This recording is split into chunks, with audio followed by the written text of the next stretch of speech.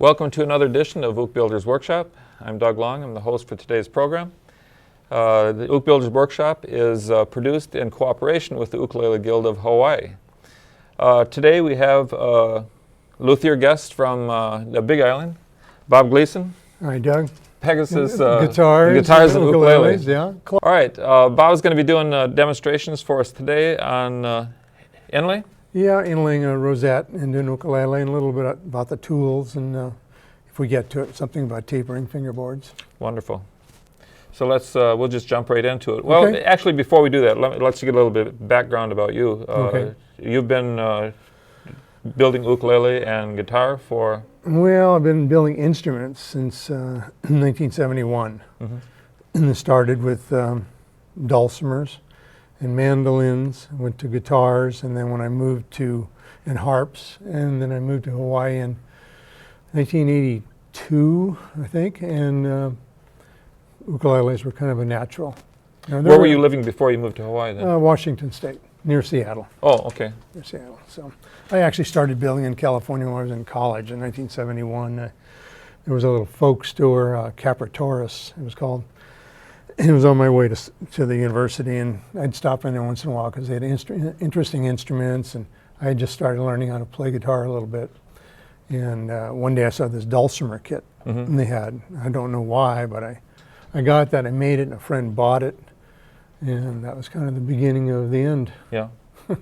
Well, my interest, I've always wanted to build a violin, so sometime in my history, I'm going to build a violin. Okay. I don't know how to play. I want to build a violin.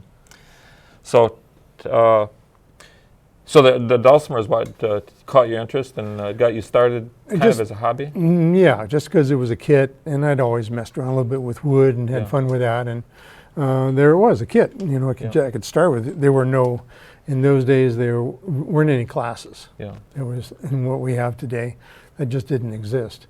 Yeah.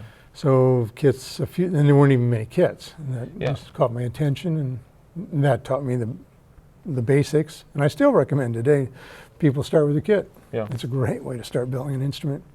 Yeah, I think, just from what I've been reading and stuff, a lot of, the luthiers prior to, maybe 15 years ago, I mean, there was no plans or anything. Not much. You know, so you just dissected an instrument or, found a broken one or whatever and just tried to replicate it. Yeah, plans started appearing in about, actually 69, 70 or so. There was this guy in Canada, Bill Lewis, and he had some plans, and he was the pioneer. His company eventually got sold and became what is Luthier's Mercantile today, which has all kinds of supplies that every instrument maker buys. In fact, I was just reading in one of the luthier magazines, and it talked about Bill and his whole progression and the people he was working with out of Vancouver, was it? Right, and I lived just across the border in Washington. That's kind of how I got. And there, the work they were doing also in Spain, I think. Right, they he were was doing connected production in Spain too. Yes. So it was interesting reading. Hearing the background about that development, which did turn into Luthier's Mercantile. Right, and that kind of. Those beginnings spawned a whole bunch of us. We're here today. Was it challenging building ukulele or instruments in Seattle with the humidity? Well, that's challenging everywhere. Yeah. And most people don't even relate to that. Yeah. Unfortunately. Yeah. But that when you finally get serious about it, you have to relate to that. Yeah. Are you building in Hilo? I'm building in Curtistown, near Hilo, in 24-hour dehumidification. You are. It's 7 days a week, every day of the year. Yeah. There's no choice. Yeah. So you're working in a closed shop then? Yeah. Yeah. And if you're not, you're fooling yourself. Yeah. Well, it was the same situation as Seattle then. Yeah, very much. And I had, a lot of people work in partial dehumidification. That's what I did there. You have a box where you keep your stuff and keep it dry in, and you take it out to work on it, and put it back in there. And that's what I did in those days. And how about here in Honolulu? Can I work without a controlled atmosphere? Well, if it stays here, but you ship it off to Japan or Arizona, it's history. Yeah. So what humidity are you working at then? 45 to 50%, which allows it to go a little bit wetter. Yeah. A little bit wetter is a lot better than drier. Drier cracks. Wetter, it swells up, but it stays together. dry, it cracks. Now, sometimes when it swells, the action neck can bow and have action problems, but the thing stays together. So you're measuring both? You have a hydrometer that's measuring the humidity in your shop, plus also moisture meters that's checking your wood? Well, you don't need to ever check the wood if you have a dry room that you always work in and your materials are always in there. Yeah. I have about a year's worth of materials in my dry room ahead of, so there's no need to check the wood anymore. But I do have wood meters too. I check when I bring it in. Yeah. Okay. All right. Wonderful. Let's go ahead and get started with your demonstration. Okay. Well, it's just a basic Rosette, abalone Rosette installation. I've already done the routing. This really isn't a demo of routing. Typically, we use a laminate trimmer for cutting the Rosette here. I don't use Dremel tools. I have almost no use for Dremel tools. They're basically a very poor tool in my opinion. And if you get into this, the heavier, beefier tools just do a much cleaner job of doing any kind of routing. And I think you have actually pictures on your website of your Rosette jig, I believe. Oh, probably. I don't know. Your website address is? Is www.pegasusguitars.com. Yeah, and there's a lot of information There's some. I think I do actually. That jig, a friend of mine named Sylvan Wells, a really tricky guy. Sylvan's a lawyer, so he's a tricky guy.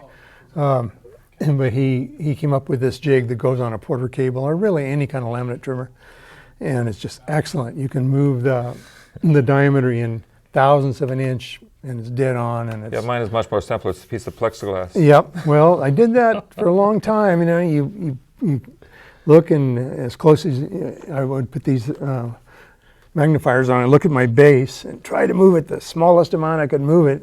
But if you move it too far, you've messed it up. So Sylvan's base has a little screw mechanism for doing that. Yeah. And that's what I use for doing this. And it's a wonderful tool. That's www.wellsguitars.com, and Sylvan has lots of information on that too. Really interesting stuff. But anyway, I will go ahead and I'll surface a piece of wood thicker than the top. My process for doing Rosette installations is to inlay the Rosette and then cut the sound hole after I've inlaid the Rosette. The reason for that being that you get a fragile edge here if you cut your sound hole first that you can possibly break out, and you get slop of glue that goes over into the sound hole. And so this process works for me. I inlay the Rosette, pass it through the sander, or sander by hand, whatever you've got to work with, till the shell is level with the top, and then I cut my sound hole afterwards, and then I go ahead and do all my thicknessing of the top from the back at that point. So shell is interesting stuff. A word of advice here that I recently got busted by the feds for doing this. You can't import shell, or you can't import animal like horn, shell, obviously ivory, I don't know, skin, any animal product into the U.S. anymore without a permit. And so I was buying my shell from a place in Australia and have for many years. And they called me from Honolulu about 6 months ago and said, Mr. Gleason, we have something here. I said, oh, and so, well, we have this package of abalone shell. Do you have a license? And it's a federal, we're talking, this is a federal deal here. And I said, no, I didn't know anything about it. And they said, well, it requires a $100 a year permit and $85 per shipment to import shell. So when you buy shell off eBay from Korea or something, it's something to think about. You might not be able to get it. Get one of these calls.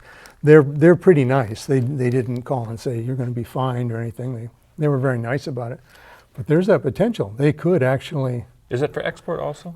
I don't know about that. I think it might be for export also, which I got to check on that. Yeah, that would be something to check on. Because then, selling an ukulele that has abalone shell in your inlay would require a permit. No, I don't think.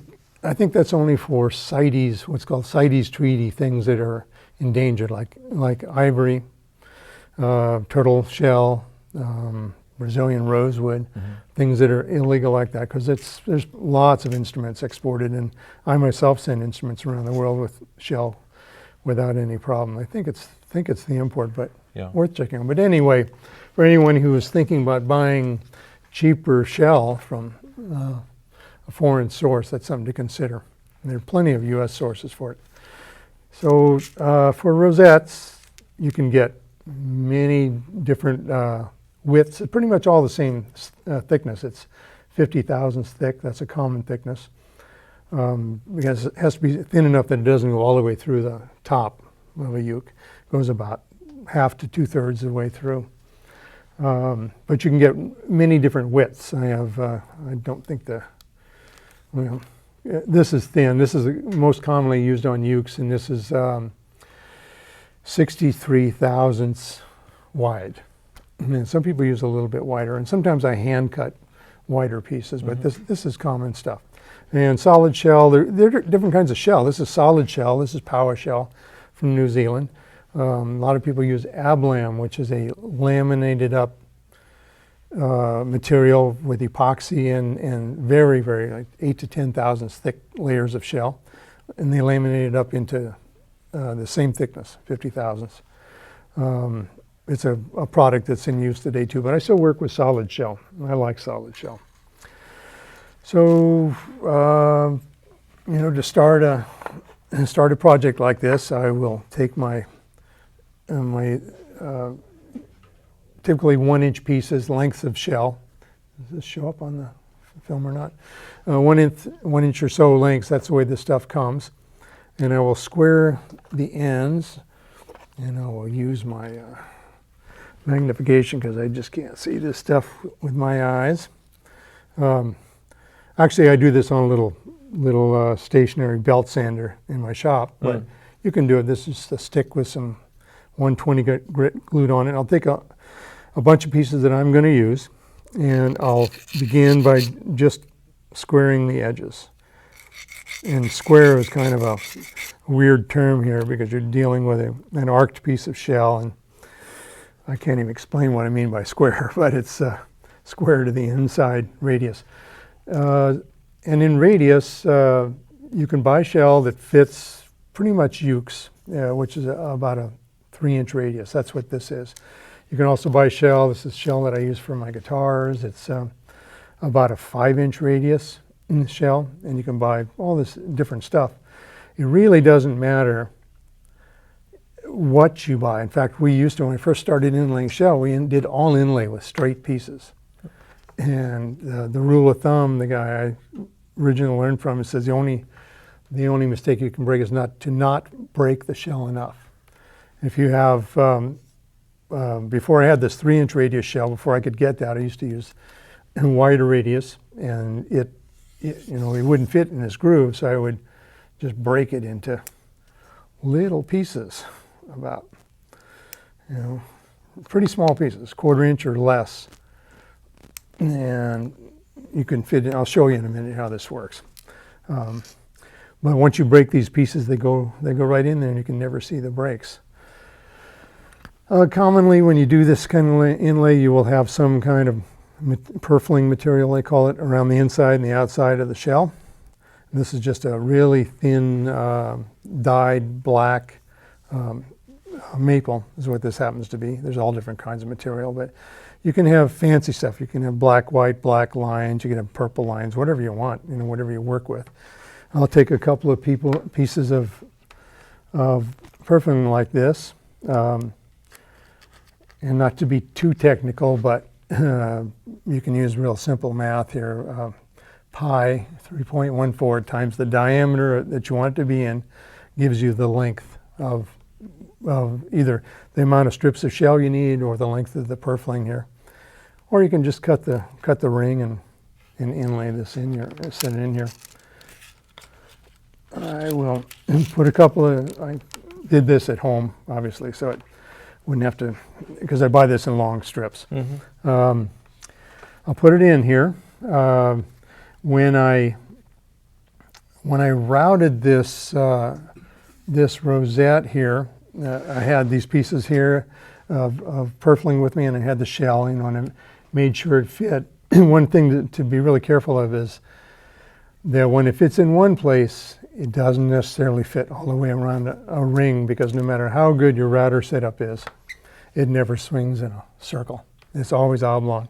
And I also make a point of never making a second pass around a rosette. Oh, because it'll be oversized. It'll be oversized. It'll be weird. It'll be all kinds of things going on. So it's one pass, and that's why I don't use a Dremel, because a Dremel you got to make generally more than one pass. Whereas a bigger router you don't. Mm-hmm. So I get this all set up, ready to go, and it's really a simple process, especially with three inch abalone. Let's see here. Oh yeah, I should draw the basic tools I use. Keep a little knife around, and all. Of course, I've got my pliers for breaking shell, and a little ruler that is the key to life in a luthier's shop. And you'll see why here in a second. Did you go to Aaron Oya came over to Big Island to do a Inlay seminar? Yeah, we brought him over for the Big Island Ukulele Guild, and he's such an enthusiastic guy. God, we had a good time with Aaron. We wanted to keep Aaron. I was surprised. He did a program with me, and he does this intricate inlay work, and he does not use any magnifying glasses. I know. Yeah, I want to find magnifying glasses with lights on it and everything else, so I can see what I'm doing. Right. These are 4 power, and I normally use 3 power, and I use 7 sometimes if I'm doing actually inlay, like Aaron stuff.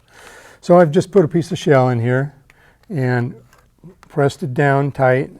And I didn't bring any tape with me. I will oftentimes here put a piece of masking tape on this, so this whole thing doesn't fling out on you.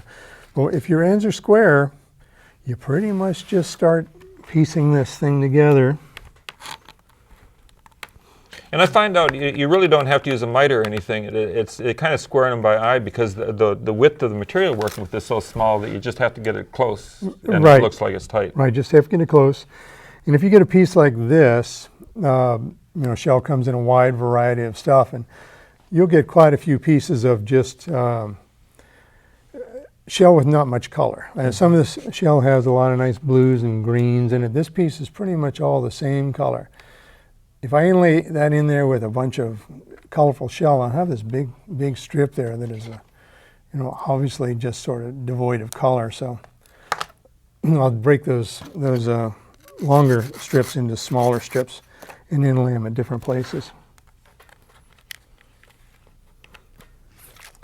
Here we go. I do have some tape back here. You do have some tape, good. We could use that.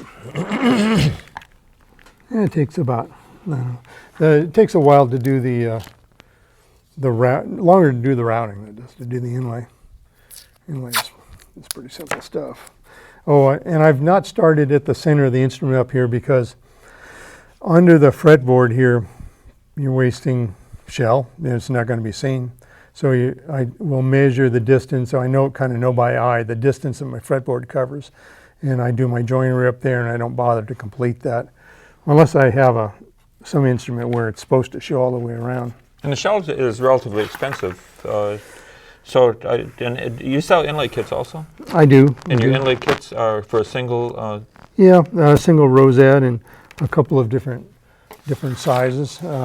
But they run about what for a kit? $7 or $8? Yeah, something like that. Yeah, so it's relatively expensive, so you don't want to waste. Yeah, you don't want to waste the shell. Plus, it's a beautiful natural material, and some animal died to do this. You don't want to waste that stuff. Well, I guess they probably didn't die just for you. No, so somebody can harvest the shell. No, let's hope not. Or I guess if that was the case, I wouldn't be doing this. Yeah. So anytime you run into, like I did just then again, into a piece of shell that was not very colorful, I cracked it and use my little ruler. You got to make sure that's pressed down all the way around. So it'll sometimes pop up in different places. This is really easy with 3-inch shell. In fact, I should change here when I drop this other shell. So I'll use some shell that doesn't actually fit, just for the fun of it. This is a guitar radius, so it's the arc of the piece is it's almost 5 inches in diameter. But when you do this stuff, it's the same way. I can probably get away with about 3/8 of an inch here. This is pretty neat. When you crack shell like this, unless it flakes, well, that's why I use the pliers. If I use my fingers, it wants to sometimes sort of blow up. You don't have to fix the ends. They just go together where you've broken it. The jagged end goes together beautifully. Oh. When we used to inlay entire guitars like this when I first started doing it, you couldn't buy. So you just fixed the initial end, but all the brakes just fit. All the as long brakes- as you'd use the brake, matching broken ends together. Yeah, as long as it'll it fit breaks fine. cleanly, and sometimes they don't. You can see it if it doesn't break cleanly, it'll there'll be a bunch of little pieces of shell on the bench in front of you. Pretty easy to see. It's really in hardwoods like koa, it's much easier to do this than it is in softwoods. I'll explain that in a minute. I'm done here. Last piece. Yeah, I do a lot of my tops in spruce. Oh yeah, that's the deal. That's a whole nother ball game. You can ruin a spruce top or a redwood top or a cedar top in an instant, right at the very end of this process. So probably one more piece, and that's a done deal. So that's it.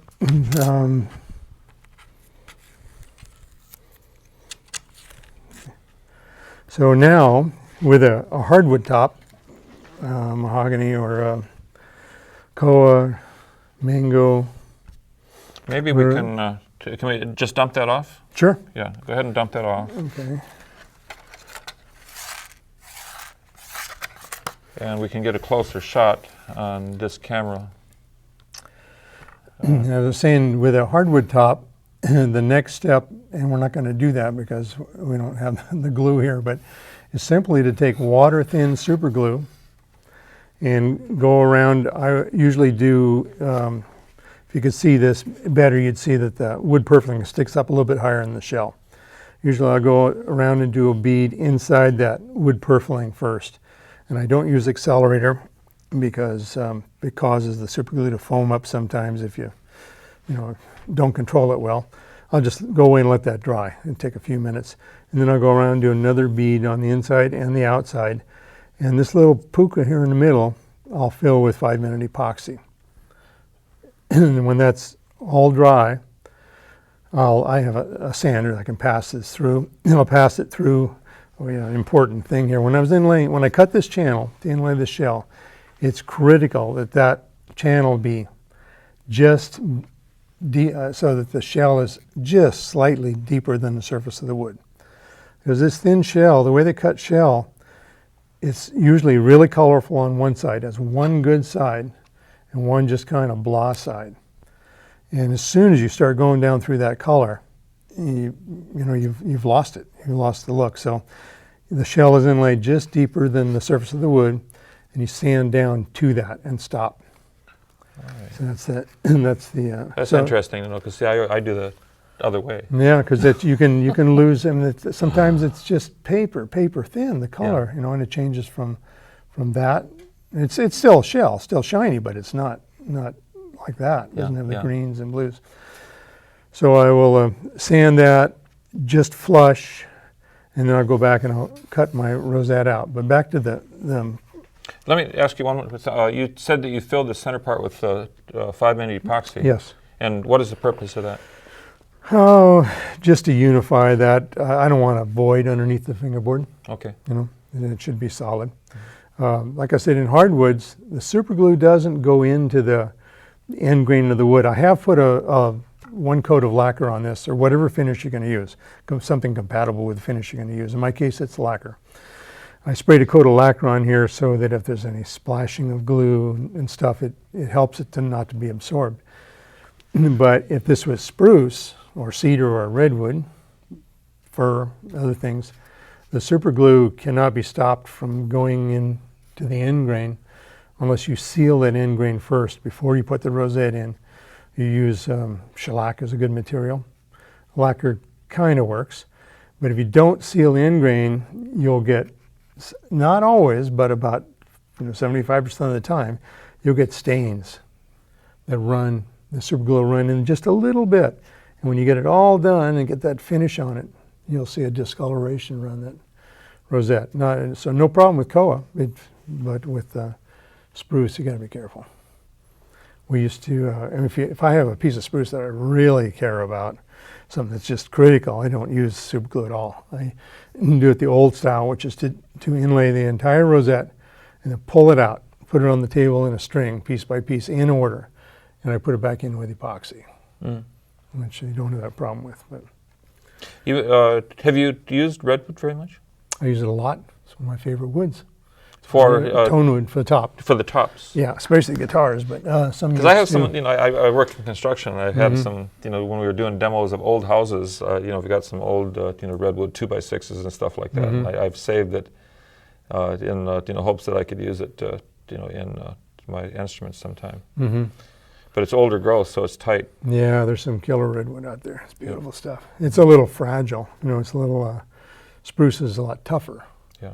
If you're walking through the doorway with your instrument, you bang into the doorway, a redwood top doesn't take it very well. Yeah. I made one with, I made a concert with redwood top. I haven't strung it yet. I've never finished it. And then I made another one, Western red cedar. It's over here. And I really, really like the tone of the Western red cedar. Well, both of those are fragile, compared to spruce. They're just not nearly as tough. And if you're making it for somebody, they have to understand that it. And even in the construction process, that the redwood and the spruce will just drive you nuts. Redwood and cedar will drive you nuts because little scratches get down in that wood so easy, and they're really hard to get out. And you start putting the finish on, you can see those scratches. So the thickness of your tops is going to vary from the different types of wood you're using? It varies for every piece of wood I use. And how do you test it? Do you use No, there's all kinds of luthiers. There's tappers, there's deflection measurers. There's people who actually electronically measure the decibels of the note they get by a certain kind of stick or hammer they hit it with in a certain place. Yeah. And I'm just a tactile guy. When it comes out of the sander, I just kind of grab it and I kind of go, oh, okay. I can't explain that one. And so there is a. Well, you're basically doing the deflection then.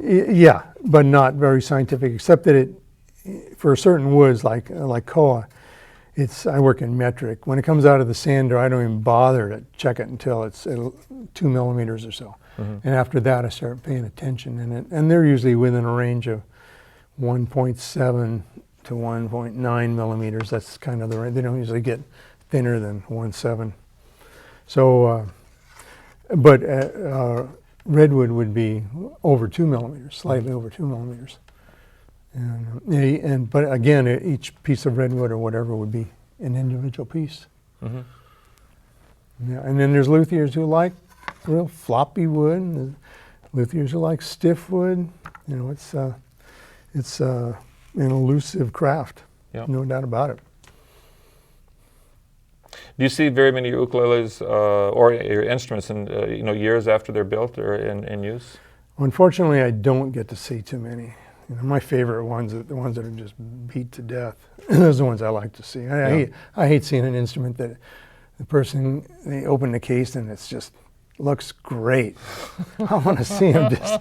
One of my all-time favorites is when I was doing Merry Monarch. I used to do a display there, and this kid came through there, and he was dragging one of my 8-string ukes that was just obliterated. I mean, it was the Willie Nelson kind of model, just the finish worn off of it and cracked. And this kid, that was actually, I love seeing. That's a strange thing to say, that I want to see him broken but it had been so used that I went, wow, this thing really got played. Was he bringing it back to get it fixed? No, he was just going through that. Just had it. Yeah, because that's what, we want them to get played. But in my case, unfortunately, a lot of my instruments go to Japan, and so I don't really get to see them again.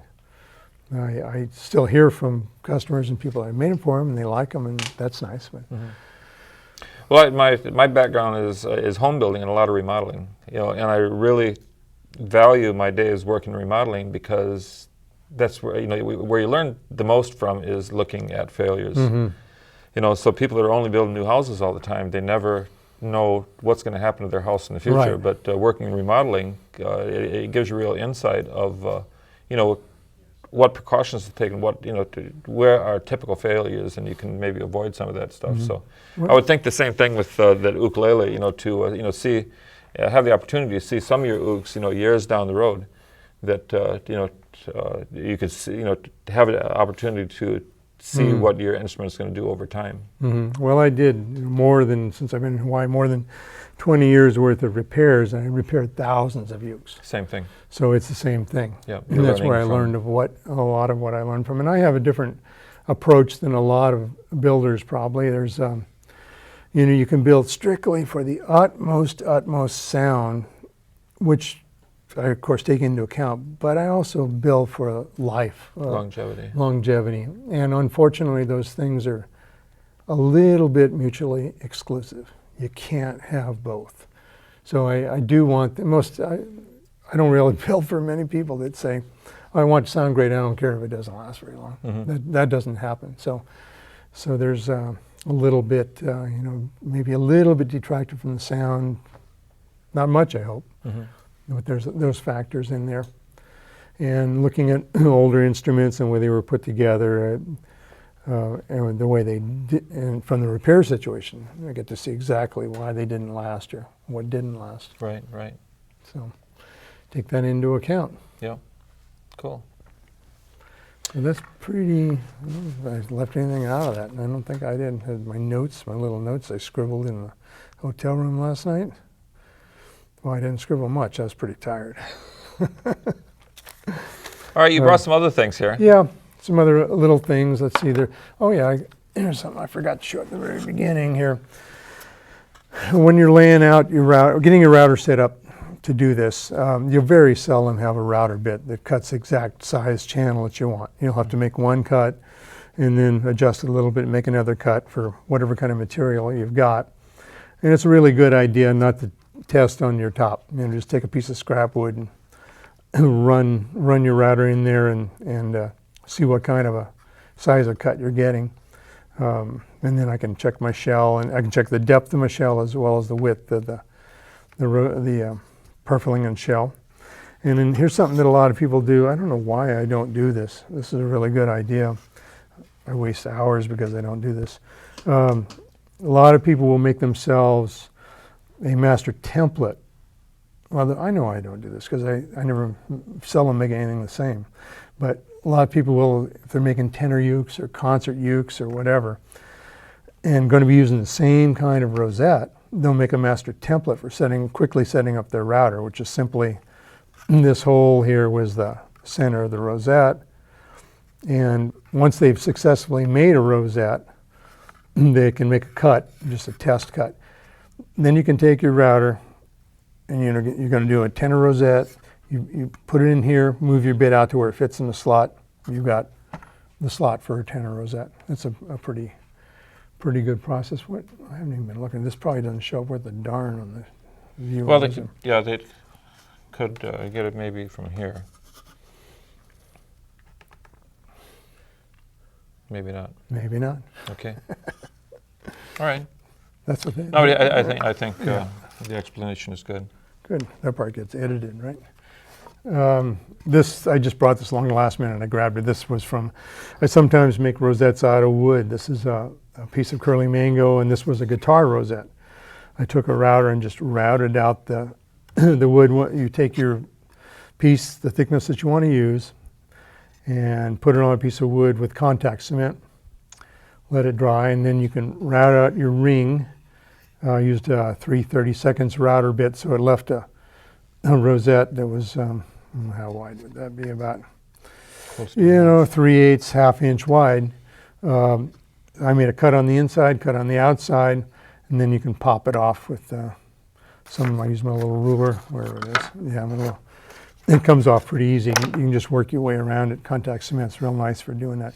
And you can do the same thing for ukes. Sometimes I'll do a rosette like this with particularly in spruce or something, with a curly koa wood ring and then a couple of rings of abalone around it. And the way I do that is I cut my wood ring, inlay it into the top first, and then go back and cut the rings for the abalone inlay around it. Easy. Looks nice. So you cut the wood, you cut the full dimension. So mostly on your route, you're taking out pieces of the inlay for the shell? Actually, so it's in here. I route it and get it as tightly as I can for the wood, glue it in there, level that out, and then go back and cut the ring for the abalone, because as I said before, a router never swings in there's always a little bit of give to it, you know. And so I'll set the router so it cuts just inside. It's actually taking a little bit of the wood ring I've inlaid, and it'll make a nice clean edge there, both the inside and the outside. When you do that, inlay this size, would you use super glue still, or are you using white glue? That's wood to wood, so that's Tide Bond. Tide Bond. But super glue would be the shell later on. Right. But that would be Tide Bond, which I use for almost everything. Yeah. What else is along here?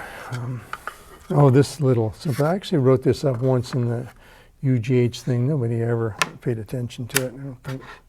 But we're talking about doing email newsletters. So these wonderful articles you write for the Ukulele Guild newsletter. Hopefully we can start distributing in color, so the colors can be much nicer. Yeah, I don't know about the electronic age, Doug. I don't know. Well, we'll do both. I like having those. I have these old Guild of American Luthier magazines on the shelf, and Asia, the Associated String Instrument Artisans, and computers, they just go away. The stuff goes away. Mine's getting ready to go away. I just got a warning a couple days ago that our virus protection was no longer updatable. Our computer's too old. It's, it's Millennium operating system. Nobody wants it anyway, but it works great. Works great. So I suspect without a virus, you won't be emailing me too much longer. One of the things that this is a real simple shop jig. This is, actually came from a way that furniture makers use to make beveled legs on chairs and tables and stuff, to make a perfect bevel without having to cut down the line and then sand to it and all of that, which is exactly what we have to do when we make a fingerboard. We want a perfectly tapered fingerbord, right? This is if we're going to make not a flat fingerboard. You're making no. This is tapered along its length. From the nut to the 19th to the sound hole, it has a taper to it, right? Like this. Okay. Yeah. So this is a full width fingerboard, untapered. It's been slotted, and it's going to end up. This is the shape that I want it to end up with. Where do I point this thing to make it happen? There you go. Okay. This is the shape that I want. This is the tapered shape. And this is a kind of a dummy jig that I'll explain in a second, that I use to set this up. What you do is you lay out on paper a perfect fingerboard, and with the taper in it, and you measure the difference between the width at the nut slot and at the very end of your fingerboard, actually beyond the 19th or however many frets you got, whatever you got. And if that happens to be, typically it's around 10 millimeters, something like that, right? Which is what? 13 millimeters is half an inch. It's probably around 3/8 of an inch. This is why metric is so nice to work in. I work in metric. 10 millimeters, you divide that by 2, making it 5 millimeters. And you make this little, this is going to be very hard to explain. If anybody wants to know about this, they can contact me, and I'm happy to take you through it. It's really easy. You make a little jig like this. This one ear is 5 millimeters thick, and this other ear is 10 millimeters thick. So the thick one is exactly the size of the difference in your taper from the 19th fret to the nut, and the little one is half that dimension. This is a table saw jig. It doesn't matter how wide your fingerboard is. You start with the nut end, and this is kind of, I'll go back and show that, a little bit tricky, but you always have a little bit left over, less than this. Again, about 3/8 of an inch beyond the nut, and 3/4 of an inch or so beyond your last fret. Because when you sand fingerboards, if you go ahead and cut them off the exact length when you pass them through a sander, the sander rounds the ends. So I always leave a little bit extra to work with. But anyway, you take a fingerboard blank like this on a table saw. You can pretend if you would. Can you hold that like that? Yep. This is your fence. And this looks a little scary, but it's not after you do it. No, well, actually it is scary. But you just got to be careful. I'm just going to show here. So I take my fingerboard, and the blade is right there. That's the saw blade. Okay.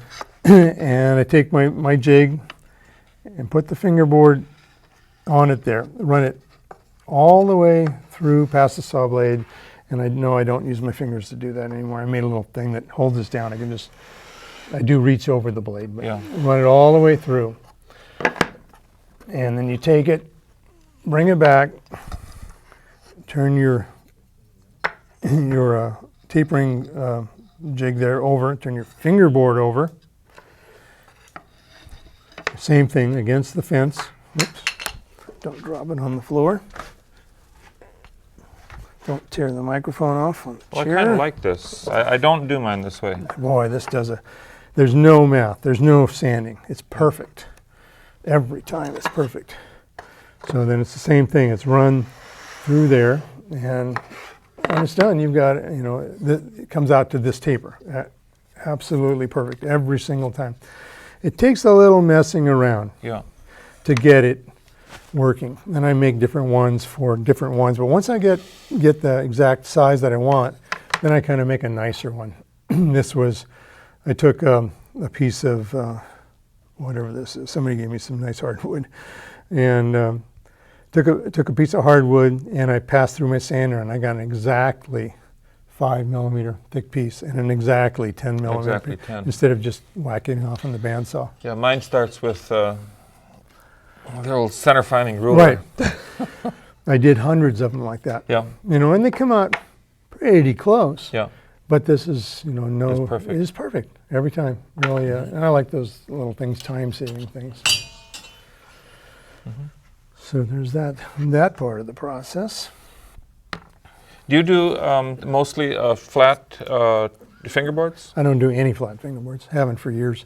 See- They all have not much of radius. It's a 16-foot radius. 16 foot. Mm-hmm. All right. That's not very much. I guess it's up to the musician, but I think it makes it a little bit easier to play. Yeah. And, I'm just starting to, again, I'm really a novice, and I just bought a sanding block for doing a 12-foot radius on my right, fingerboards. and the StuMac stuff. Huh? The StuMac, I know, the wooden sanding block guys. Yeah. Those work really good. A little bit elbow grease is required, but Yeah, but I need it. I need the exercise. yeah, but they work, and that's how I do it too. Except I use a hand plane to kind of whack off some, and a scraper blade sometimes to get the rough stuff off, and then go to the sanding block. Yeah. And once you start using the 12-foot is pretty good. That's a hefty curve. Once you start doing that, you may do that too. So, if you're going to do a radius fingerboard, you just cut your fret channels a little bit deeper. Exactly. Yeah, So exactly. after you do your radius, your fingerboard, then you're coming down to the finish. Yeah, because these are yeah, that's exactly are what I deep. do. I cut them deep enough so hopefully they'll make it, because I also bind all my fingerboards. There's nothing I make without binding. And there's no way to clean that slot out easy, so if it's not deep enough, I'm in trouble. Yeah. You have a couple of ukulele here. Maybe we could, I can reach around and Okay. grab one here. Are they both the same, the fingerboard design? Yeah, I guess so. Yeah. Now, so this is a bound fingerboard. This is a bound fingerboard. It's got some Milo binding on it and a strip of maple in there. One of the White things maple. about binding as well, especially in Hawaii here, where we have so much moisture and so much expansion of wood, the frets can pretty easily, during different times of the year, kind of pop out the end of the fingerboard and be sharp. And even if they don't do that, they always turn green. Mm-hmm. And I just don't care for green frets. And you nibble the ends of your frets? Yeah, I don't use that nibbler that they sell. I've got a couple of those, and everybody wants them. I'll give them to them. I do it with, I think, I'm not sure if that's on the website or not. I do it on a little, I think they call it a knife sharpener. It's a 1-inch belt, little sander, real very inexpensive thing. And I found that it's so fast. I cut all my frets to the little bit overhang, and I just hold them up to that belt. And I get a much cleaner cut, and it's fast and works really well for me. Let's go ahead and get a picture of this. If we hold it over here, maybe they can, because this is actually a finished Rosette, right. The one you were demonstrating. Yeah, same that size. had the abalone inside with the black, stained black maple inside and outside. So this is the finished Rosette for what you were doing the demonstration of. Okay. Yeah. Cool. Yeah, this other one has a kind of different Rosette. You might reach that guy, or can I reach that guy? This was a kind of a fun thing. I did this I've made a few of these. Okay, you have to tell me about this. I'm curious. 3 or 4 of them. I just call it my wacko model. It's the only thing I could come up with. It's half mango, half koa, matched all the way around. Half, one side's mango, one side's koa. The binding is half mango, half koa. And I had to do a talk in Seattle or in Tacoma last year about ukuleles and ukulele making, and I kind of needed to show people that a uke could really be anything. Mm-hmm. It can be a cigar box. It can be a Spam can. So this is just a kind of strange body shape, and it works. I mean, it's still. I broke a string here earlier.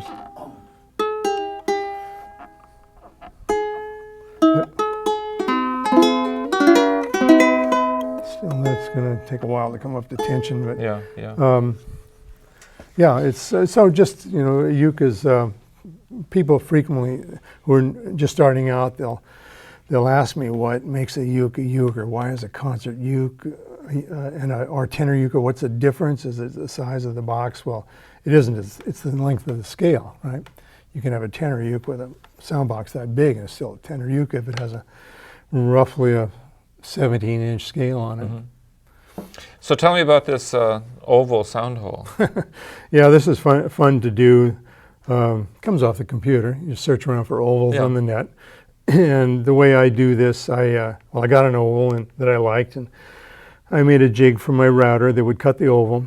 And then once the oval's cut, you can use a laminate trimmer with a bearing guide to actually cut the rosette. At first, I tried to figure out some way to make a guide that sat on top here that I could cut the rosette with too, but it turned out it was just easy to do with a laminate trimmer. It's really fast. So it really isn't a problem. But the inlay process is exactly the same, except that this is not a curve. You can't get shell that's in that curve, so I end up breaking it into very little pieces to fit that. Right. That's interesting. Yeah, because I've done some Kasha stuff or something that has an oval, but I don't inlay them because I don't know how to Well, do an oval inlay channel. Yeah, the trick with a lot of this stuff is in my case, to find an oval that my router would fit in, and that was the deal. I had to fudge actually it's not an oval. I had to fudge it a little bit so that I could make the turn with the foot of my router. So, when you're making any kind of woodwork, it's a really good idea to make stuff that your tools will do rather than make something, come up with a great idea, and then have to redesign a tool. So Have you seen, there's actually slide, slide things for drawing I've seen that, yeah. ovals. Mm-hmm. But it's fine if you're making a tabletop. You can Right. do this jig and it'll work fine. But for doing, to make a micro jig like that would, for a router, I don't think you can do it. It's just too small. No. You want to use Google. Yeah, just Google it. I mean, but this would, would be a jig to a fixture would actually hold the shape of your router. Oh, well, no, that's what I did for this. I just made a simple piece of 3/4 inch plywood. I cut that oval, carefully cut that oval out and used a sander, to get the shape that I wanted. And that just sat on this piece of wood and a flush trim bit, or a pattern bit with the bearing on the top, not on the bottom. Oh. Cut the oval. And then once the oval was cut, then I used my laminate trimmer, which has a bearing that rides on the inside here. And I started under here where I could make a mess and nobody would notice. Yeah. And went around there. Everybody has their little tricks. Well, these things, both of your ukuleles here have some, kind of nice features, and maybe you want to talk about some of these. I noticed here you even inlaid your your string pukas. Yeah, these little. This idea is around now. I think Koaloha's doing this. When I originally saw strings through the top like this, and I saw it on a South American armadillo-backed instrument. They have quite a few instruments like this where they have there's not tied on, there's no pins or anything, it just slips down through them. You pull the string out through the sound hole and put a little bead on it or something and then pull it back through. It's a really neat bridge because it doesn't want to come off. You're not putting, the tension is not on the bridge, it's pulling on the bridge, the patch. Right. On the inside of the ukulele. But it's not the greatest bridge for sound. It's not? No, I really think tie bridges are much better. These are fun, and this is an electric instrument, so it's not necessarily so important because you can just crank it up. But they tend to have a little less volume, I think, and I prefer tie bridges. Yeah. Okay. What else I got on here? And this one you're using abalone. There's an abalone border on it, which is done in a different process where you use a piece of Teflon that you bind the normal way you would with a piece of Teflon in the channel, and when the glue's dry, you pull the Teflon out, and then you go and you inlay the shell. Yeah. Okay. Now this one. This is a tie-down bridge. Yeah, this is a tie-on. And maybe you can tell us about that one. This is just a pretty standard tenor uke. Alcoa. I don't use, it's a Spanish cedar with an ebony strip up the neck. What is your binding on this one? Binding on this one is that a walnut? Something unusual. Yeah. On the body on this is actually, I should know, it's rosewood. Rosewood, yeah, because it's too red for yeah, walnut. but because the fingerboard was rosewood, I didn't want to use that. I used Milo. I never combined binding. I don't know why I did it this time. It doesn't really show very much difference, but the Milo is a little browner than rosewood. So it's a combination of Milo and rosewood. Rosewood fingerboard and bridge. This is an X-braced instrument. These days I'm building quite a few X-braced and radial braced instruments instead of just, I build in 4 styles. We're about 4,000 styles really. I build, X-brace and many variations on that. And if it's X-brace top, it always has an X-brace back. And I build a radial braced instrument, which I really like a lot, but I'm having a little trouble keeping them together where the braces don't cross the bridge. They radiate out from it, sort of. Well, it's kind of like the Kasha style. Yeah, kind of like the Kasha, but it's symmetrical. And then I build in an old-fashioned ladder style a little bit, which is just straight across braces, and that gives a lot of volume. But they got problems with they can cave in a little easier. On the Yeah, soundboard, and because you then- don't have any. Right, and then I also build in the fan brace style, and I guess I do that stuff for my own amusement. I'm just experimenting with different things, but the X-brace stuff I've started in the last couple of years doing that. My favorite one now is the radial, but they're a little touchy. So you don't use a sound hole patch, at least on this one. So your No. bracing is replacing the sound hole patch. Right, I don't use a sound hole patch on anything. You don't? No, it's not really necessary. I mean, I've repaired thousands of instruments, rarely seen a broken sound hole, and you just hardly ever see it in the classical guitar world. Or it's I know it's the Kasha stuff has it, and some people, I think Dave Hurd used it, and a few people do use it, but I don't know that it's. Yeah. Well, Mike teaches Functional. it that way too. Yeah. Mike Chalk also teaches using a sound hole patch. Mhm. But I've noticed a lot of builders, looking at instruments and stuff. I've noticed that the patch isn't there. So Yeah, I don't think it's necessary, even on spruce. even on spruce. Yeah. I mean, you know, tens of thousands of Martin instruments. There's no sound hole patches on those. And there are little strips that has some strips that go up alongside, but it's not a donut, not a ring. Mm-hmm. We're just about at the end of our time, and I really, really appreciate you coming in and sharing some information with you. Luckily, I caught you on your tennis day in Oahu, and another next time you're playing tennis, well, you have to let me know so we can catch you again. There'll probably be a few years our Hilo team has to win, and that doesn't happen very often. Great. Yeah, I appreciate you asking. It was nice. Yep. And you have a ukulele guild or group on Big Island also. We do. There you go. You got that? Yeah, Big Island Ukulele Guild. Yeah, we're a little. Well, I don't know if we're different than the Oahu Guild, but it was started by Andy Berard. How long ago? 5 or 6 years ago, and he passed away. And I was there kind of at the beginning too, but Andy was really our founder. All right. And then I took over after he passed away, and I ran it until just months ago. And we have a new president, Mark Belon, and on the Kona side we have about 35 members, and All right. we have some great projects going Good. on. I wish I had time to tell you about them. Well, thanks again for joining us on another edition of Ook Builders Workshop with my guest, Bob Gleason from the Big Island. Aloha. Oldie and one of my absolute favorites. It's entitled Misty.